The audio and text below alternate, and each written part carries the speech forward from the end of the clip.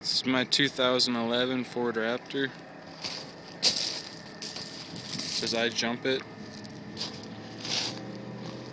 I'm going to show you my train horn. I mounted a switch on these auxiliary switches that turns the compressor on or off when I want to use it, and it turns the switch on. I got a push button back there. You can kind of see it. Turns it on or off.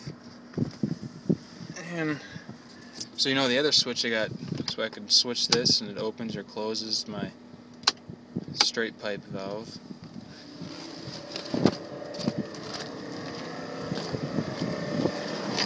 Compressor and the pump are under here. There's the trumpets. They're two 6.5-inch trumpets. There's the tank and the compressor. Got them hid away under here where you can barely see them.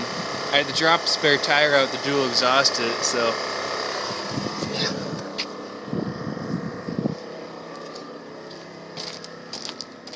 I'll show you it.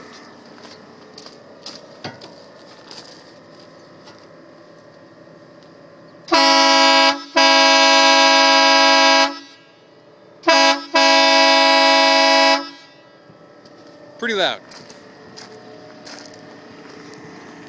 On a Raptor.